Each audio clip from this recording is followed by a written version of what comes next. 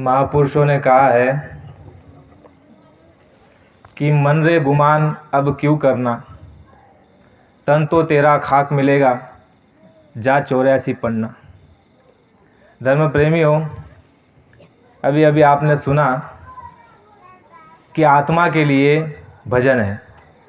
जैसे आपके और हमारे शरीर को चलाने के लिए हमारे शरीर में जब तक आप अन्न का घास निवाला जब तक नहीं डालोगे तब तक ये आपका शरीर चलने वाला नहीं है। अन्न में प्राण है। महापुरुषों ने कहा कि कलयुग का जो प्राण है वो अन्न में है। सतयुग में जो प्राण था वो हड्डी में था। त्रेता में जो प्राण था वह खून में था। और द्वापर यानी कृष्ण भगवान के समय में जो प्राण थे वो चमड़े में प्राण थे। और इस कलयुग में जो प्राण है वो अन्न में प्राण है। तो महापुरुषों ने क्या कहा उसको आप बड़े ध्यान से सुनिए। मन रे गुमान अब क्यों करना, तन तो तेरा खाक मिलेगा, और जा 84 पढ़ना। ये किसको बताया जा रहा है? हम सभी को बताया जा रहा है। और ये कौन बता रहा है? महापुरुष, संत, सद्गुरु। वह बता रहे हैं। उसकी अहमियत क्यों है अभी अभी जो भाई साहब ने बताया उसको थोड़ा और स्पष्टीकरण करके आपको समझाने का प्रयास करेंगे। कहते हैं महापुरुष की घट घट व्यापे साइया, सूनी सेज ना कोई, बलिहारी वहाँ घट के जामे प्रगट होई। महापुरुषों ने प्रेमियों क्या कहा है कि संतों के अंदर में परमात्मा प्रकट रूप में है। कौन से रूप में है? प्रगट रूप में है। प्रगट संत महापुरुषों के अंदर में, भीतर में वो प्रगट रूप में है। और तुम्हारे हमारे अंदर में वो प्रगट रूप में नहीं है, वो आत्मा रूप में है। कहते हैं ना कि आत्मा सो ही परमात्मा। आपकी जो आत्मा है वो परमात्मा का अंश है। लेकिन आज आप और हम जो है कर्मों के अंबार से दब चुके हैं और हमारे ऊपर मन का शासन है। किसका शासन है? मन का शासन है। हम मन के अधीन काम कर रहे हैं। हमारी जो जीवात्मा जो यहाँ पर बैठी हुई है, बाबा जी ने कहा दोनों आँखों के मध्य भाग में तुम्हारी जीवात्मा का यह स्थान है। स्वामी जी महाराज ने कहा अभी अभी जो भोजन भंडारा चला तो इसमें देखिए भोजन हम आपने सभी लोगों ने लिया। आप लोगों ने लिया तो देखिए कितने लोगों ने भोजन लिया। वह शरीर का जो है बल भोजन लेकर के चले गए। लेकिन सत्संग जो है यह मन का बल है। मन बलवान तब होगा जब आपको सत्संग सुनने को मिलेगा। और सत्संग न सुनने के कारण देखो जो लोग जल्दी आधीर हो जाते हैं। आधीर का मतलब समझते हो? कोई घटना जब घट जाती है तो बड़े उदास और चिंतित हो जाते हैं। और यहाँ तक उनका मनोबल इतना गिर जाता है, शराब के आदी हो जाते हैं, शराब पीने लग जाते हैं। जैसे कहते हैं ना कि भाई टेंशन आ गया, टेंशन, तो फिर शराब पीने लग गए।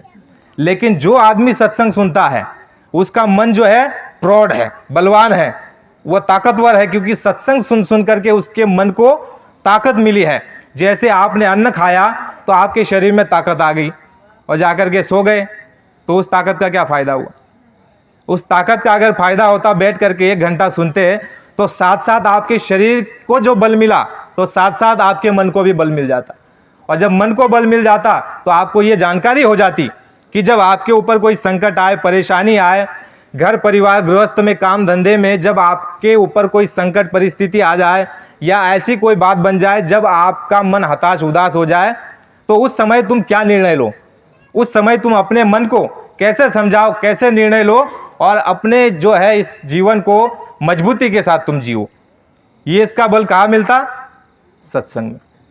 लेकिन देखो सत्संग नहीं सुना तो शरीर तो बलवान कर लिया लेकिन मन हो गया कमजोर। और जब मन आपका कमजोर हो गया तो कहा जाता है कि मन कमजोर जब होता है तो आत्मा भी कमजोर हो जाती। और आत्मा, इसका जो भोजन है वो भजन। स्वामी जी महाराज ने कहा कि आत्मा का जो भोजन है वो भजन। भजन कौन सा? ये ढोलक, मंजीरा, तबला, ये मृदंग बजाना, ये भजन नहीं।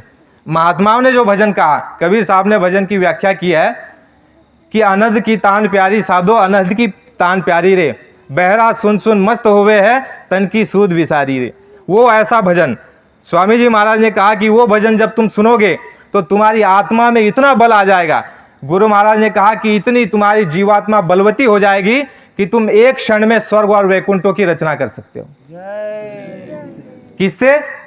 जब आप वो भजन जो महात्मा द्वारा जब आपको रास्ता मिल जाएगा, नामदान मिल जाएगा, और जो रास्ता उन्होंने बताया है कि सुमिरन, ध्यान और भजन जो बाबा जी ने बताया है, और जब आपको वो भजन यानी उस धुरणात्मक आवाज जिसको वेदवाणी, कलमा, आयते, स्पिरिचुअल साउंड, और ब्रह्मवाणी जिसको गुरुवाणी, यानी भगवान के मुख से वो आवाज़ आ रही है अनवरत आपके यहाँ तक, 10वें द्वार तक, आपकी जीवात्मा तक। फिर आप कहोगे कि हमको तो सुनाई नहीं दे रहा है। तो महात्मा कहते हैं, स्वामी जी महाराज ने कहा कि परमात्मा की आवाज़ और तुम्हारी आत्मा, इन दोनों के बीच में तुम्हारे ऊपर जो है असंख्य कर्मों के अंबार लदे हुए हैं, असंख्य कर्मों के अंबार। स्वामी जी महाराज ने कहा, एक दो नहीं, गुरु महाराज ने कहा जब भगवान राम यहाँ पर थे तब भी तुमको जन्म मिला, भगवान कृष्ण यहाँ पर थे तब भी तुमको जन्म मिला, और आज से नहीं, करोड़ों जन्मों से, करोड़ों जो है युगों से तुम यहाँ पर भटक रहे हो, जन्म ले रहे हो, 84 में जा रहे हो, नरकों में जा रहे हो, नाना प्रकार की यातनाएं झेल रहे हो। किसके कारण? कर्मों के कारण। और ये मन को तुमने जो है कमजोर कर दिया। इसलिए अगर सत्संग सुन लिया होता तो मन जो है आपका बलवान हो गया होता। तो देखो, उदाहरण के लिए आपको बताता हूँ, जब आदमी का अभी सामान्य रूप में जब भी मन कमज़ोर होता है, घर में जैसे कोई आफत आ गई, आफत कैसी, पैसे की तंगी आ गई, कोई बीमार हो गया, घर में थोड़ा वाद विवाद हो गया, तो आदमी क्या कहता है, शराब पी करके आता है, दारू पी कर। और कोई उसको अगर घरवाली पूछती है, का दारू पियतस तुम्ही, माले का नहीं, टेंशन हुई, टेंशन काय म्हणतस, टेंशन हुई। टेंशन न मतलब क्या है, मन कमजोर, मन कमजोर हो गया, इसीलिए उसने शराब को पी करके थोड़े समय के लिए वो बेहोशी की अवस्था में चला गया। बेहोशी की अवस्था के में मतलब उसको जो है नशा रहेगा, उसको ऐसे रहेगा कि भाई मैं तो धनवान हूँ, मैं तो बहुत खुश हूँ, यानी उसको ऐसा भ्रम हो जाता है शराब पी करके। क्यों? क्योंकि उसका मन कमजोर हो गया। मन को थोड़ा सा ताकत देने के लिए उसने शराब का सहारा लिया, उससे भी काम न चला तो वो आत्महत्या कर लेता है। कौन करता है ये काम? जिसका मन कमजोर रहता है। लेकिन सत्संग में आने के बाद आदमी ऐसा काम कभी नहीं करता अपने जीवन में, क्योंकि उसको ज्ञात है, उसको ये सारा अनुभव, और उसको सत्संग में उसने सब कुछ सुना हुआ है, और मन उसका बलवान हो चुका है। जैसे अभी जो है उखा दादा ने बताया कि सत्संग में जो है एक बात उसने सुनी, क्या सुनी? कि देवी देवताओं की परछाई नहीं होती, तो उससे उसका जो है जेल का बंधन कट गया, एक वचन सुनने से। यानी उसकी बचाव और रक्षा हुई कि नहीं हुई? तो महात्मा हमको आपको क्या समझाते हैं कि मन रे गुमान क्यों करना। अब जो लोग नहीं सुनते सत्संग, महात्माओं के पास नहीं जाते हैं, तो उनको गुमान है। गुमान कैसा है? भाई मैं तो धनवान हूँ, रूपमान हूँ, ज्ञानवान हूँ, मेरे पास ज़मीन है, जायदाद है, प्रॉपर्टी है, मेरे पास बैंक बैलेंस है, मुझे महात्माओं की क्या ज़रूरत। तो अहंकार हुआ ना। तो महात्मा आपको समझाते हैं कि मन रे गुमान अब क्यों करना। मन है, मन को उपदेश देते हैं, जीवात्मा को उपदेश देने की जरूरत नहीं है। स्वामी जी महाराज ने कहा, महात्माओं ने कहा, मन तो जो है यह जो है इंद्रियों का गुलाम है, और इंद्रियां भोगों की गुलाम है। बात समझ में आई? मन जो है आपकी इंद्रिया, यानी शरीर में आपकी इंद्रिया है। कौन सी इंद्रिया? जबान खाने का स्वाद लेती है, कान जो है निंदा, आलोचना, बुराई, चुगली सुनने का स्वाद लेती है, ये इंद्रिया। और आपकी जो है उत्पत्ति का स्थान ये इंद्री, और आंखें ये भी जो है स्वाद लेती है देखने का, कि अच्छे अच्छे दृश्य देखे जाए। तो ये इंद्रिया जो है, ये इसका गुलाम कौन है? मन इसका गुलाम है। और इंद्रिया जो है ये भोगों की गुलाम है। भोग यानी जहाँ भोग दिखाई देंगे, बढ़िया बढ़िया खाने को मिल जाए, वो ये नहीं देखेगा कि ये जो खाना खिलाया जा रहा है, ये जो लंगर और ये जो भोजन बांटा जा रहा है, ये चोर और डकैत और बेईमान का है। उसने चोरी करके, घूस लेकर के, बेईमानी करके, धोखा देकर, अपने भाई का हिस्सा मार करके उसने प्रॉपर्टी और पैसा, बैंक बैलेंस बनाया है, और वो तुमको भोजन और लंगर खिला रहा है और पेड़े और मिठाई बंटवा रहा है। लेकिन मन और इंद्रिया ये नहीं जानती, ना ये सोचती, ना उनको ये ज्ञान है कि ये इसका भोजन खाने से इसके कर्मों का अंबार मेरे ऊपर आएगा और उसको भोगना और भरना पड़ेगा। ये ज्ञान इंद्रियों को और मन को नहीं है। ये ज्ञान किसको है? जीवात्मा को है। लेकिन जीवात्मा बेहोश हो चुकी है। सत्संग की आवश्यकता मन को है। जीवात्मा, स्वामी जी महाराज ने कहा कि आत्मा के लिए शास्त्रों में व्याख्या की गई है कि ईश्वर अंश जीव अविनाशी। जीवात्मा के लिए, जो तुम्हारे हमारे अंदर बैठी हुई है जीवात्मा, उसके लिए व्याख्या की गई है कि ईश्वर अंश जीव अविनाशी। बड़े गौर से आप सुनिए, थोड़ा समय लूँगा, 10 मिनट लूँगा, भरत भाऊ 5-7 मिनट तक। ये तुम्हारी हमारी बात है प्रेमियों। स्वामी जी महाराज ने जो सत्संग सुनाया, किसी और का नहीं, तुम्हारा और हमारा, तुम्हारी और हमारी कहानी बताई। आत्मा की आप बीती, तुम कहाँ से आए हो, क्यों आए हो, कहाँ जाओगे मरने के बाद, ये सारा इतिहास स्वामी जी महाराज ने सत्संग में सुनाया। कथा कीर्तन कहानी और किस्सा नहीं। कहानी किस्सा महात्माओं का काम नहीं होता है। तुम्हारी और हमारी कथा और तुम्हारी हमारी व्यथा, तुम्हारी हमारी दुर्दशा, तुम और हम कैसे नाना प्रकार के मार खा रहे हैं लक्ष्य 84 में जाकर के, उसकी सारी कहानी स्वामी जी महाराज ने बताई। गुरु महाराज ने कहा कि मन रे गुमान अब क्यों करना, तन तो तेरा खाक मिलेगा, जा 84 पन्ना। यानी है प्रेमियों, आप विचार करो, या जितने भी बैठे हैं इसमें से कोई ऐसा दावा कर सकता है कि उसकी कभी मृत्यु नहीं होगी? कोई आदमी ऐसा है इस दुनिया में? ये मृत्युलोक है और यहाँ पर जो आया है सबको जाना है। या कोई आदमी ऐसा नहीं है जो अमर का पट्टा लेकर के लिखा करके आया है। जो आया है सो जाएगा। राजा रंक फकीर, एक चढ़ी चला सिंहासन, दूजे जात जंजीर। आए सभी एक रास्ते से है, लेकिन जाएंगे दो तरह से। कैसे? जो भी आपने जीवन काल में अच्छा बुरा किया उसके अनुसार तुमको बेड़ी लगा दी जाएगी, या फिर अगर पुण्य किया, दान धर्म किया, महात्माओं की संगति की, नेक काम और नेक कर्म किए, तो तुमको सिंहासन पर बिठा करके ले जाया जाएगा। आए तो सभी एक रास्ते से है, और आने के बाद तुमको सभी को अधिकार दे दिया है उस परमपिता परमात्मा ने कि तुम अच्छा कर सकते हो, बुरा कर सकते हो, अच्छे से अच्छा खा सकते हो, बुरे से बुरा खा सकते हो। तुम चाहे पाप करो, पुण्य करो, अनीति करो, दुराचार करो, व्यभिचार करो, चोरी करो, डकैती करो, घूसखोरी करो, मार दो, कत्ल करो, सेवा करो, तुमको पूरा अधिकार दे दी गए। ए प्रेमियों, कितने बड़े भाग्यशाली हो तुम, लेकिन तुमको इसका होश और ज्ञान ही नहीं है कि तुमको कितना बड़ा अधिकार मिल गया है। महापुरुषों ने तो सब कुछ बता रखा है, लेकिन बताने वाले ने अर्थ का अनर्थ कर दिया। समझाने का प्रयास नहीं किया, ना वो खुद जाने। महात्माओं ने जो मराठी में महात्मा ने कहा, क्या कहा है कि स्वर्गाचे देवी देवता इच्छता मृत्युलोक जन्म व्हावा आम्हा। विचार करो, स्वर्ग में ऐसी कौन सी चीज नहीं होगी जिसके लिए वो मृत्युलोक में आना चाहते हैं? स्वर्ग में तो अप्सरा है।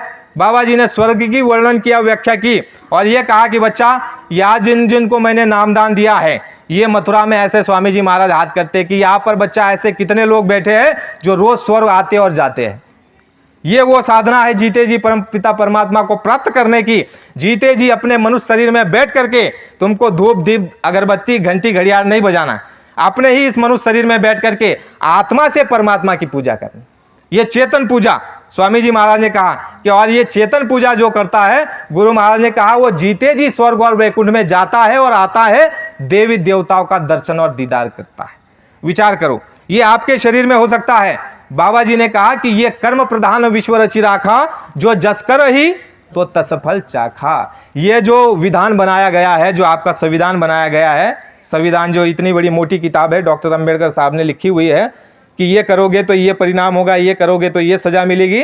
तो ईश्वरीय विधान लाखों वर्षों पहले बन चुका है, जिसको वेद कहते हैं। 4 तरह के वेद, उसमें 3 खंड बना दिए गए। 80,000 कर्मकांड, 16,000 उपासना कांड और 4,000 ज्ञान कांड। 1 लाख श्लोक उसमें लिख दिए गए। उसमें पूरा विधान बन गया है। विधान कैसा बनाया है कि तुम जो जो काम करोगे, कर्म करोगे, उसके फलीभूत तुमको ये सजा, तुमको ये सुख, तुमको ये शांति, तुमको स्वर्ग, तुमको वैकुंठ, तुमको नरक और तुमको 84। ये तुमको हमको अधिकार दे रखा है उस ईश्वर ने। इसीलिए देवी देवता यहाँ पर मृत्युलोक में आने के लिए उस ईश्वर से प्रार्थना करते हैं सदैव कि है परमपिता परमात्मा, मानव देह में हमको भेजो, और इसमें जब हम आएंगे तो जीते जी परमपिता परमात्मा को प्राप्त कर लेंगे, और अपने नरक और 84 में जो हम कई जन्मों से जा रहे हैं, वो सारे फाटकों को हम बंद कर देंगे, जिसको मुक्ति और मोक्ष कहते हैं। जीते जी मालिक के द्वार जाना और जन्म मरण के चक्कर को काट देना, ये आपको अधिकार उस ईश्वर ने, परमपिता परमात्मा ने दिया है। और ये मनुष्य शरीर में आप जीते जी उस परमपिता परमात्मा की प्राप्ति कर सकते हो, इसमें आपको अधिकार दे दिया गया है। जिसके लिए कहा गया है कि कर्म प्रधान विश्व रचि राखा, जो जस कर ही तो तत्फल चाखा। लेकिन प्रेमियों, इसमें बात आपके प्रश्न कई आएंगे, लेकिन हमारे पास समय कम है, लेकिन कुछ गिनी चुनी बातें आपको बता करके छोड़ देते हैं। अब हमको समझ में आ गया कि भाई ये कर्मों का शरीर है, देवी देवता नए कर्म नहीं कर सकते। प्रेमियों ध्यान से सुनिए, आपको जब कभी जानकारी पूरी लेनी हो तो हमको मिलना, हम आपको पूरे शास्त्रों का निकाल करके दिखा देंगे। देवी देवता नए कर्म नहीं कर सकते। देवी देवताओं का जो स्थान है, बाबा जी ने कहा कि मनुष्य शरीर में रहते हुए उन्होंने बड़ा सेवा और त्याग किया, बड़ा उन्होंने लंगर लगवाए, कपड़े बांटे, लोगों की सेवा की।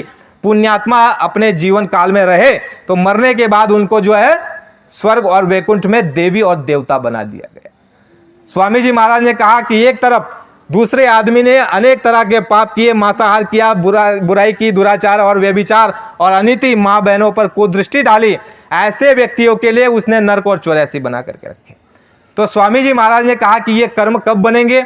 गुरु महाराज ने देखो जन्म लेने से पहले और मृत्यु जब फैसला होता है वहां पर, वो फैसला कब होगा, कैसे होगा, वो सारी की सारी बातें बताई हुई है प्रेमियों।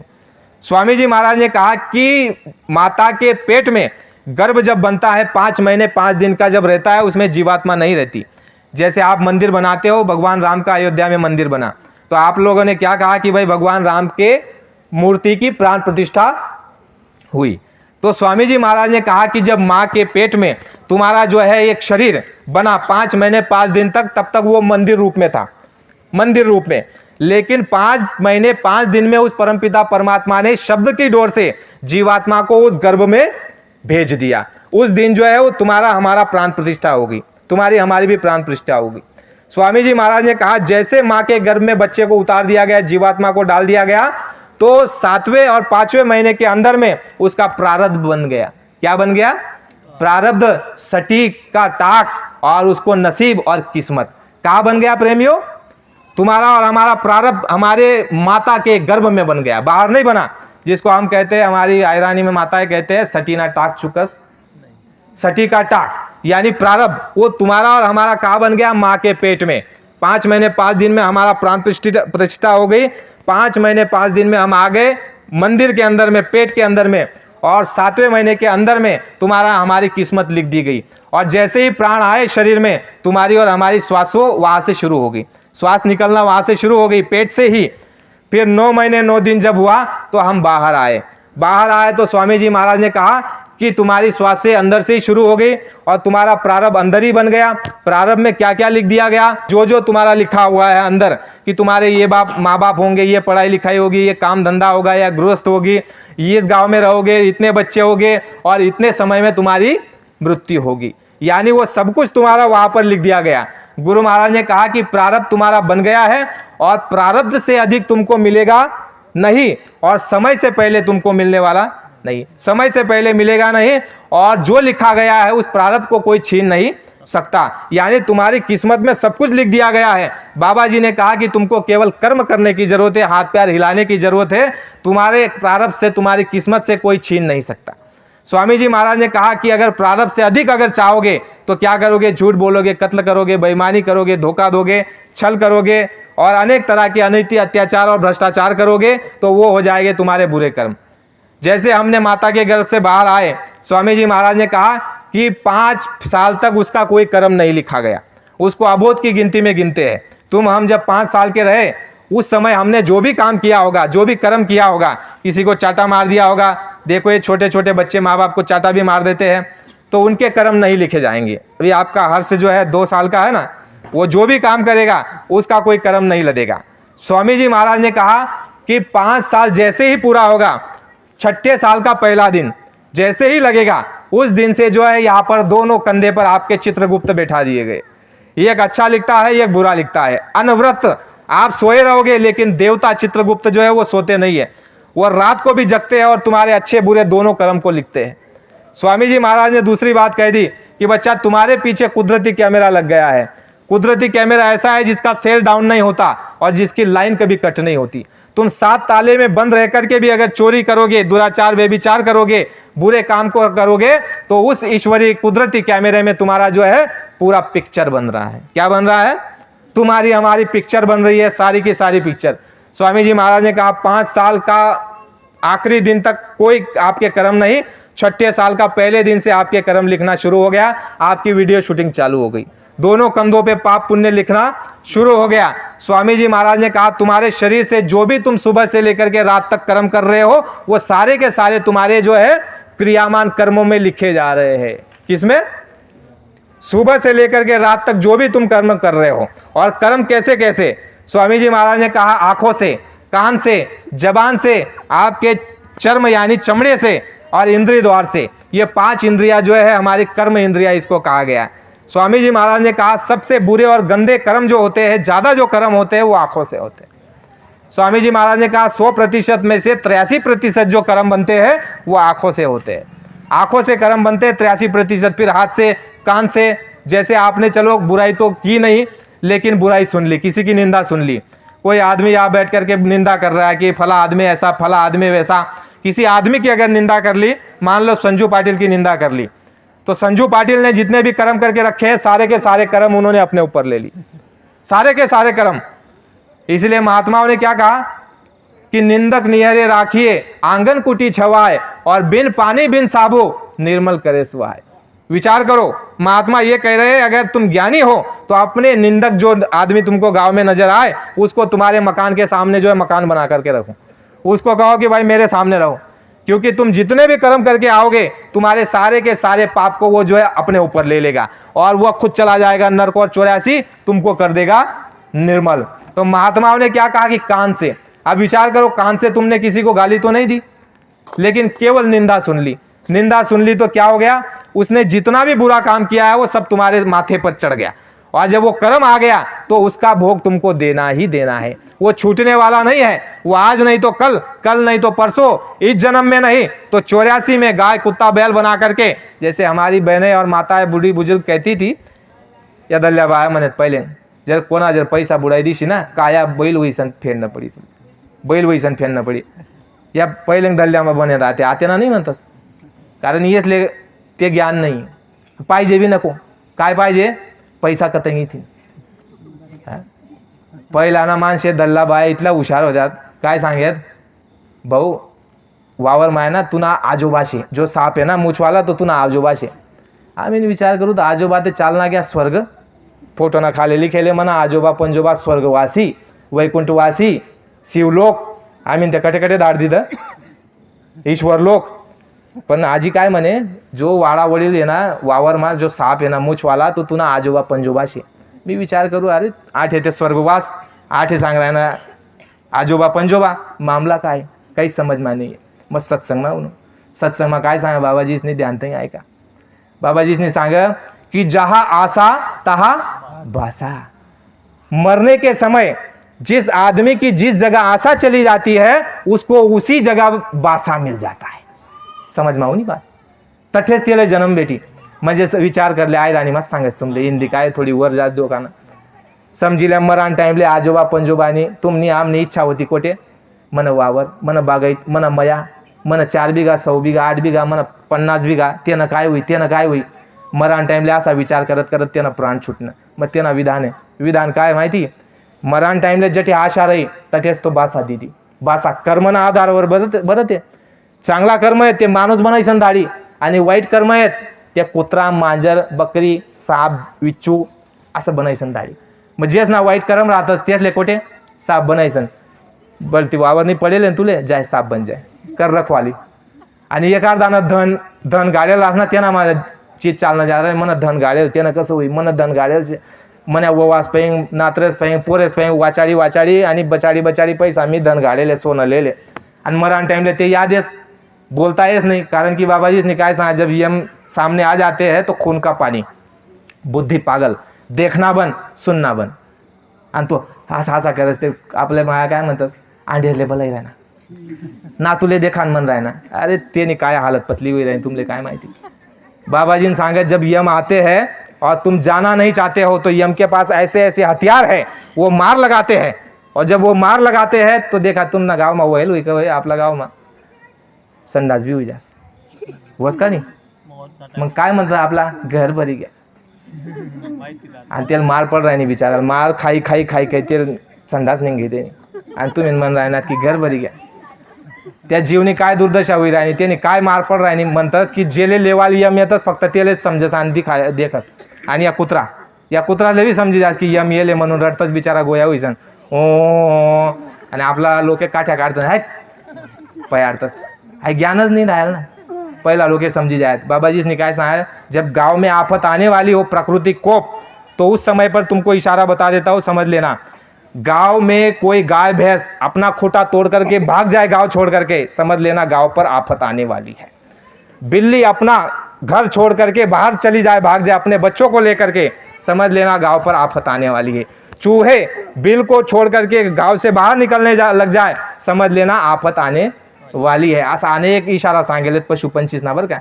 अनसांग उस समय पर तुम जो हाथ तुमको लगे उठा करके निकल जाओ गाँव छोड़ करके, क्योंकि प्राकृतिक आफत आने वाली है, सुनामी, भूकंप, चाहे जो भी। तो ये सब निशान होते हैं।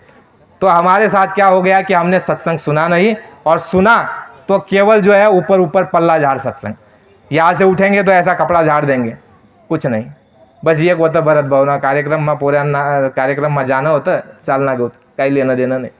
तो स्वामी जी महाराज ने कहा कि मन को सत्संग सुनाया जाता है। मन जब तुम्हारा मजबूत हो जाएगा तो आत्मा भी मजबूत हो जाएगी, क्योंकि मन जब मजबूत हो जाएगा तो मन जो है विचार करेगा, और मन जो है फिर आत्मा को सहयोग और साथ दे देगा। और जब आत्मा को सहयोग और साथ मिल जाएगा तो जो आपने शुरू में क्या सुना, ईश्वर अंश जीव अविनाशी, चेतन अमल सहज सुख राशि, घट घट व्यापे साइया, सुनी सेज न कोई, बलिहारी वा घट के जामे प्रकट होई। तुम्हारे हमारे अंदर में वो परमात्मा प्रकट हो जाएगा, ये सारी क्रिया को अपना करके। तो इसलिए धर्म प्रेमी माता भाई बहने, थोड़ा सा अभी 2 से 4 मिनट लूँगा। जो स्वामी जी महाराज के वचन है, कहने के लिए तो बहुत कुछ है, लेकिन कुछ जो है वर्तमान समय में जो स्वामी जी महाराज का आदेश है उसी पर छोड़ देते हैं। जय गुरुदेव। शिवाजी महाराज के लिए बाबा जी ने कहा था, उसको पहले हम सुन लेते हैं। बाबा जी कह रहे हैं अपने सत्संग में कि शिवाजी के वक्त में रामदास आए, उन्होंने शिवाजी का मार्गदर्शन किया, उनके आशीर्वाद को शिवाजी ने लिया। आपने शिवाजी का इतिहास पढ़ा होगा, सुना होगा। आपने महात्माओं का आशीर्वाद नहीं लिया, उनका मार्गदर्शन नहीं लिया, इसलिए यह सारे संकट आपके ऊपर आकर खड़े हो गए। अब जरूरत महात्माओं की है, जिससे भौतिक ज्ञान भी आध्यात्मिक ज्ञान दोनों प्राप्त हो जाए। महात्माओं की जरूरत है। अब शाकाहारी का संदेश स्वामी जी महाराज का है, तो शाकाहारी क्यों बनाया जा रहा है आप सुन लीजिए थोड़ा सा। बाबा जी कह रहे हैं कि जितने भी बम गोले लोगों ने बनाए हैं वे सभी छोड़े जाएंगे और करोड़ों लोग बेमौत मारे जाएंगे। जितने भी बम गोले लोगों ने बनाए हैं, ऐसे ऐसे बम गोले बना करके रखे, हाइड्रोजन बम, नाइट्रोजन बम, परमाणु बम, कीटाणु बम, और एक बम छोड़ दे तो एक शहर पूरा तबाह। ऐसे बड़े बड़े हथियार बना करके रखे।